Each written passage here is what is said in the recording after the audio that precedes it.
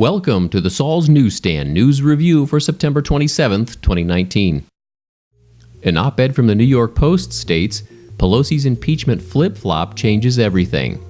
For months, House Speaker Nancy Pelosi warned itchy Democrats against the perils of impeachment. She should have stuck to her guns. In surrendering to the radicals and the noisy drumbeat of the media handmaidens, Pelosi established a formal investigative process involving the top legislative committees. Yet she did something else, too. Something far more monumental. She effectively committed House Dems to impeach President Trump.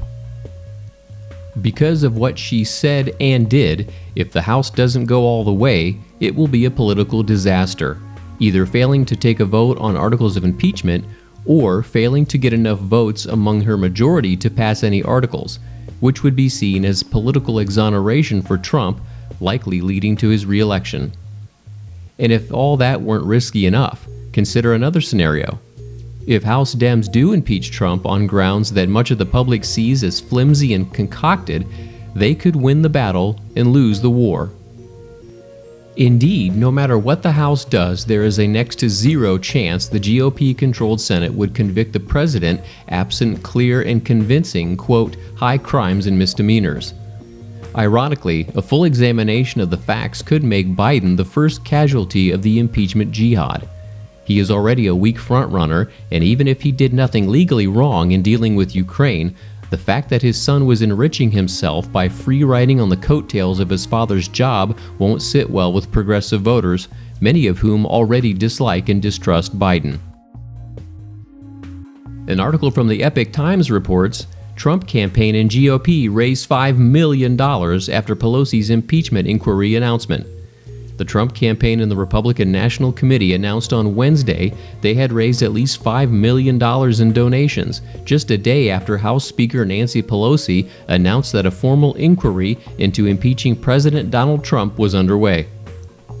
Trump's campaign manager Brad Parscale made the announcement on Twitter, adding that there were donors from all 50 states.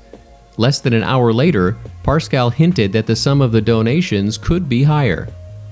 The National Republican Congressional Committee added that online fundraising has surged 608% since Pelosi's announcement. Meanwhile, RNC Chief of Staff Richard Walters said that in the past week it had raised a total of $30 million. News of soaring donations came after Pelosi alleged that Trump, quote, seriously violated the Constitution, saying that the House is moving forward with an official impeachment inquiry. Pelosi, until recently, had publicly resisted the move, despite other top Democrats pushing for it in legal filings and in the media. The move by some Democrats to impeach the president was stalled after former special counsel Robert Mueller was unable to back up claims of collusion between Trump and Russia or obstruction of justice. And finally, the Federalist reports, watch Joe Biden brag about bribing Ukraine to fire the prosecutor investigating his son's company.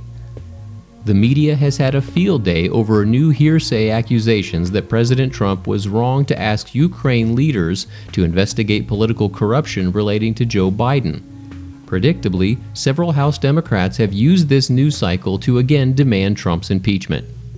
While the whistleblower complaint is based on hearsay, we do know that Joe Biden, while serving as vice president, pressured the Ukrainian government to fire the prosecutor who was investigating his son's company. Hunter Biden joined the board of Ukrainian national gas company Burisma in 2014 while his father was managing the United States-Ukraine policy and despite zero personal experience in the field.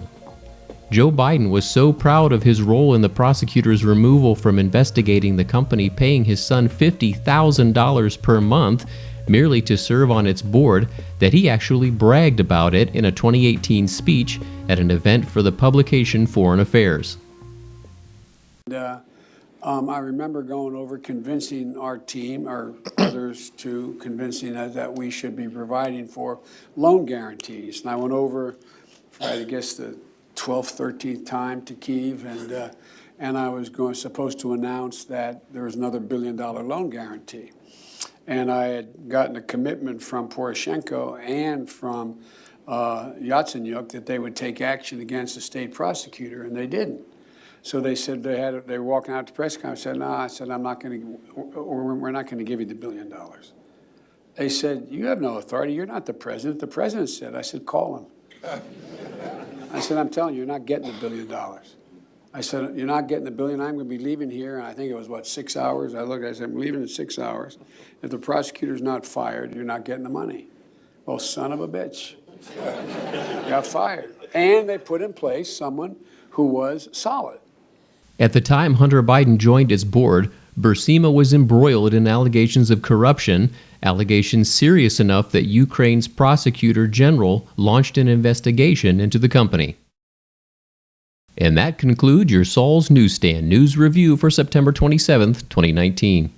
For more political news faster, visit saulsnews.com.